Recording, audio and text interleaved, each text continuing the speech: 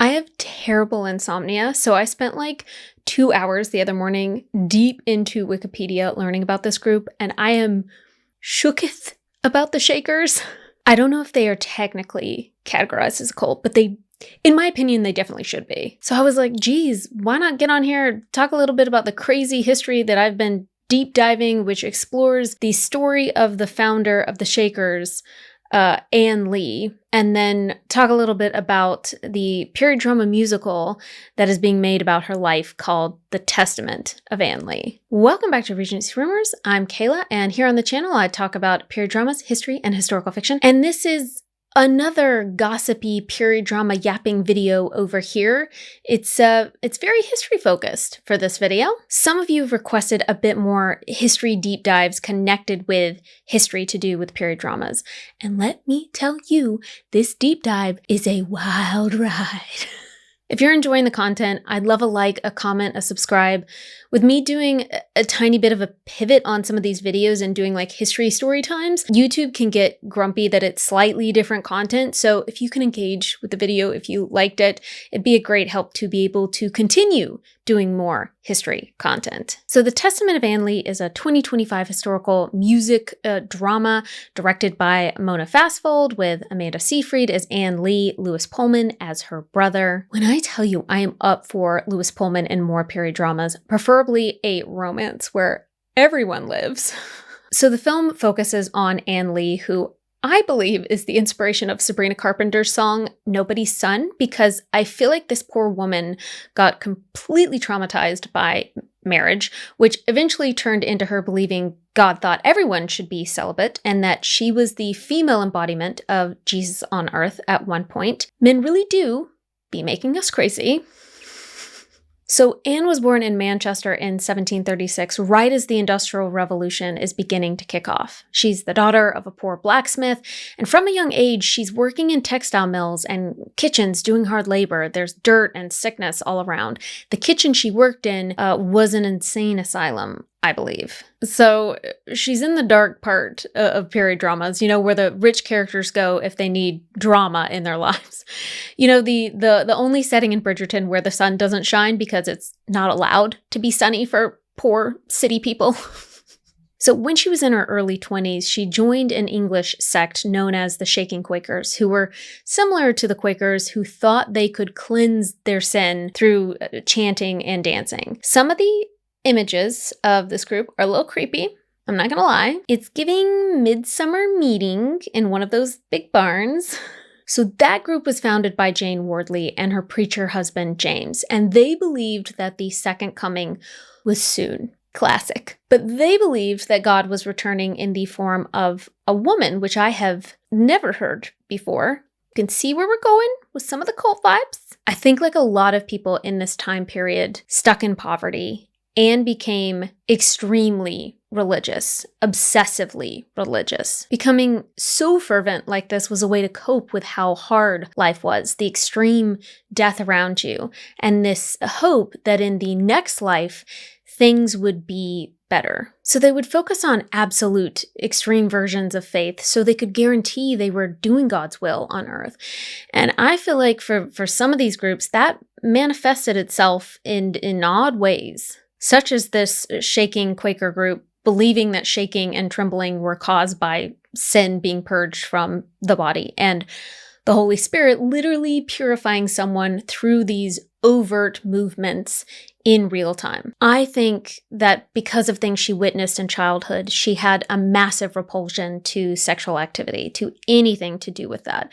But apparently she was uncomfortable with the idea of anything physical and kept trying to avoid marriage so she wouldn't have to do anything impure, which back then, avoiding marriage for women, you almost had no choice in her station in life. So yeah, guess what happened? She was forced to be married. Yay! She married Abraham Stanley at around 26 years old and had 4 children, and every single one of them died in infancy. And I think that pushed this poor woman over the edge. She already didn't want to marry. She had begged her father not to. Then she loses 4 babies.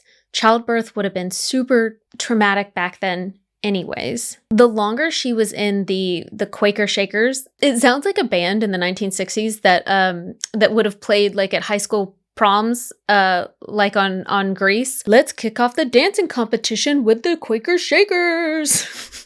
But the more she stayed in the group, the more she felt like anything sexual was unnatural and sinful, and she developed a belief that sexual relations was the great sin of Adam and Eve, and the only way to attain holiness was through celibacy, which made it kind of hard with her being married at the time. I think the grief of losing children, whatever the experience was for her to do intimate things, grow a child and then give birth depending on how that went for her, and then apparently having a really brutal husband convinced her that sex in general was just corrupt. I'm not sure how she managed to do this back then, but she took a vow of celibacy and started preaching that abstinence was the only path to salvation. And not just in a meek, polite Sunday school way. She claimed that she was the female embodiment of Christ. Imagine how shocking that would have been in the 18th century in England. A working class woman saying she's Christ and telling everyone to give up sex. This is where things started to get way more radical for her in her convictions. So this veered away from Quaker beliefs, who supported gender equality but didn't believe in forbidding sex in marriage because, then we would all die out.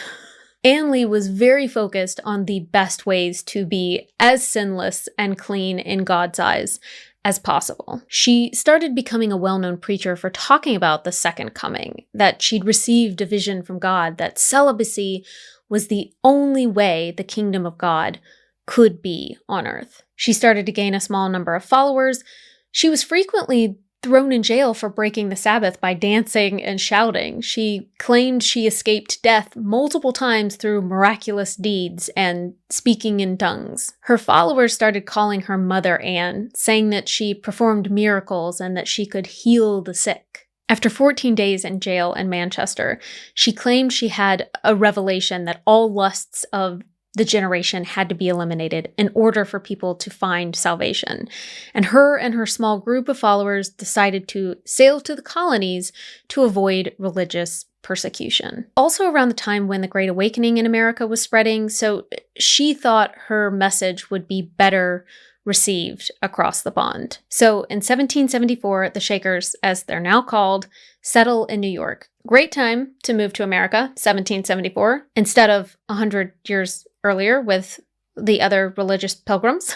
So she established a Shaker community with total celibacy, communal living, dancing, with a promise of a bit of a utopian life away from the chaos of the outside world. What floored me is that her marriage broke down, I think, after she moved to the colonies. I feel like maybe he saw an opportunity to get out of Manchester and he took it. There were 9 people in this group. Half of them were her family, and then a guy who funded the trip, who obviously had more money than the rest of them. And it's my guess that a blacksmith apprentice like her husband would not have been able to afford a new life in America on his own. So he was on that boat. Like, we're celibating, so great. I celebrate our celibacy, and then immediately yeeted off that boat in New York City. He doesn't sound like a good person, but there is a part of me that would love to know what happened to him. People back then could just disappear into thin air. It's kind of crazy. She actually didn't have that many followers when she settled in New York, but she seemed super determined. Wonder why she didn't have so many followers. Wonder why that could be. So she was convinced best way of life was through communal living, celibacy, and spiritual equality. She started preaching her revelations more openly, and her charisma quickly drew both converts and hostile people. To outsiders, her movements looked dangerous and strange. You've got all these celibate men and women dressed almost, they're in like uniforms, the women in white dresses, the men in blue trousers, living completely separate lives, except for when they come in to the same building by separate entrances, I believe. Some were even, pushed to end their marriages or at least consciously uncouple before they could fully join the sect. And then somehow they'd all come together and dance and shake. I love that this is a thing in the Baptist tradition too. Not dancing was often enforced because movement could be seen as sexual or sinful. But here, it's completely different. Like, everyone is celibate, yet they gather to dance in droves and moving together in this, very communal, body moving kind of atmosphere. And yet they saw this as the most, holy thing you could do.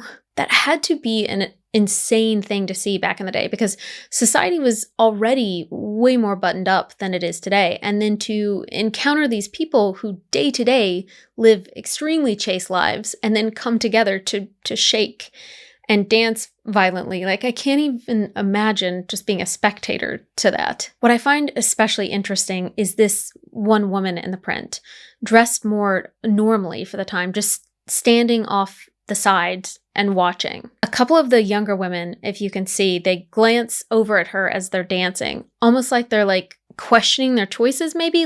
Look, do I really want to give all this up for celibacy? It captures that tension so vividly, commitment versus curiosity, and discipline versus desire, and conformity versus individuality. And although we interpret art in different ways, I do think it's interesting that the women are looking over at her and her fashionable, Georgian era clothes that are bright red and sticking out amongst this crowd of people, whilst they are all in uniform together, and none of them stand out in any way.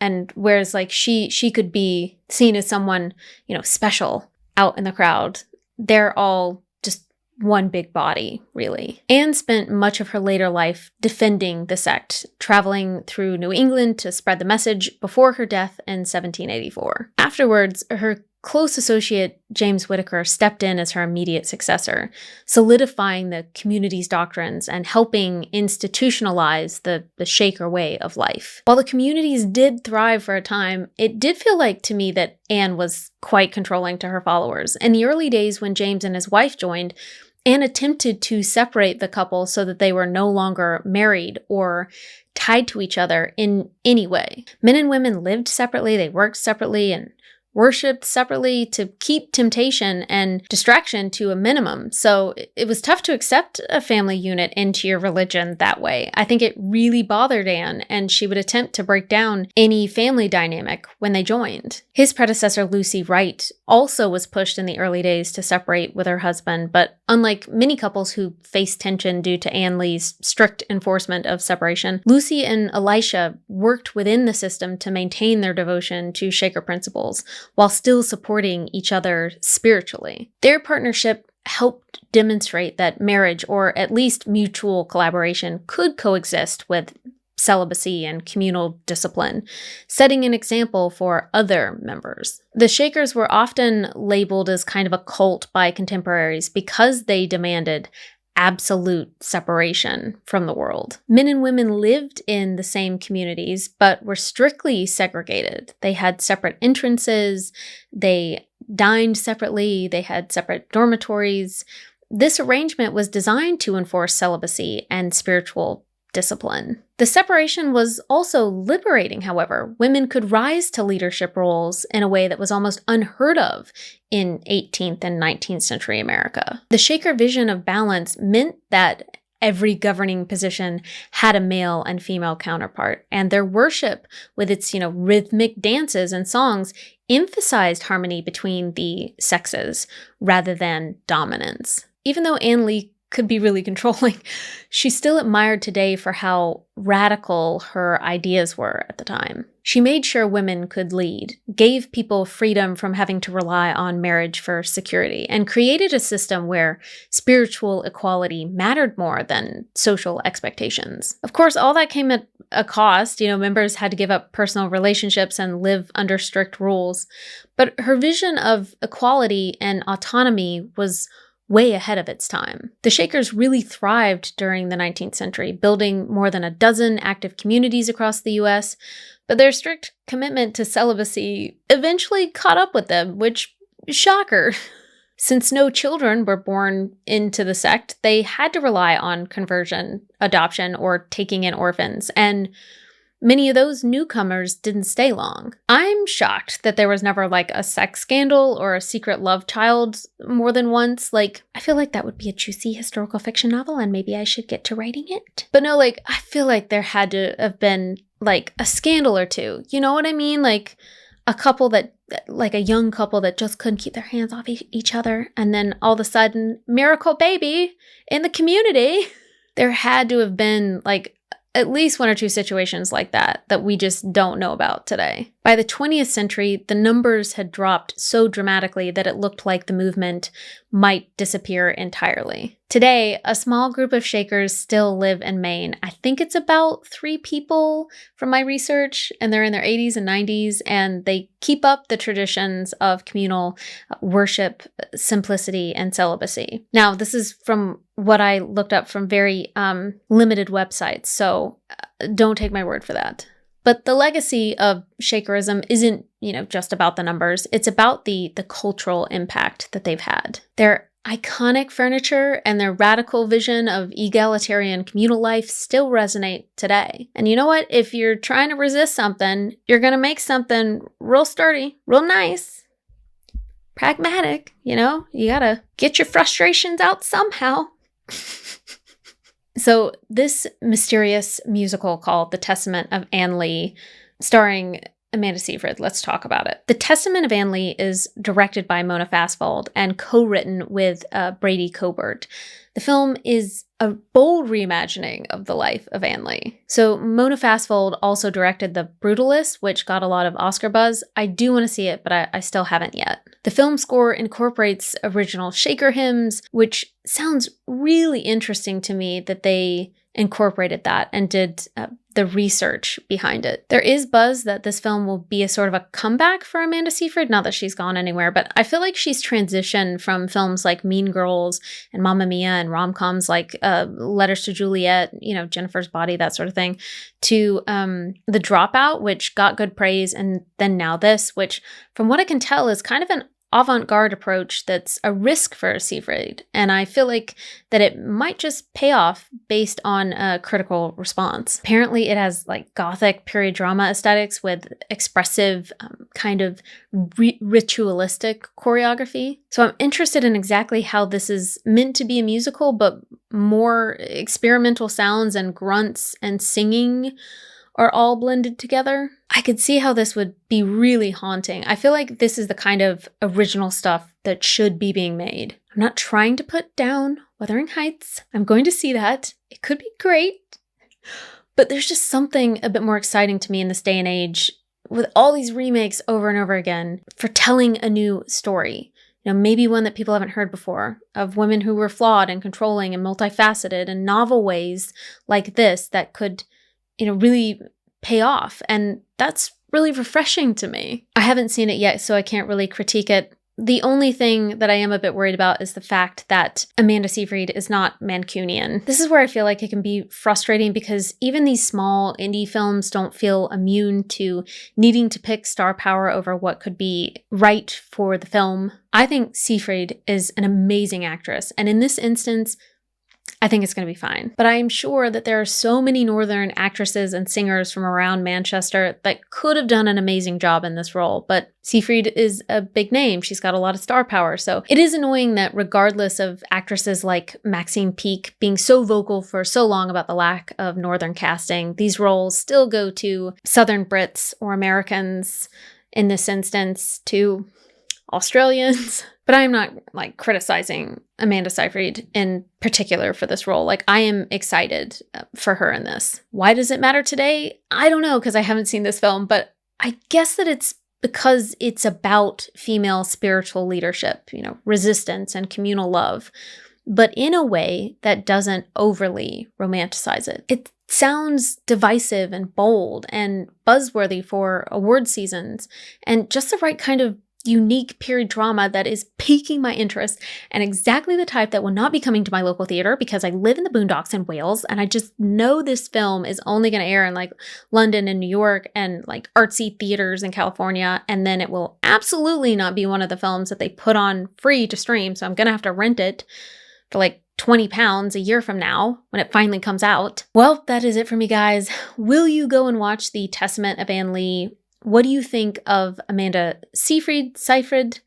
in this role? I feel like I've said it interchangeably, unfortunately.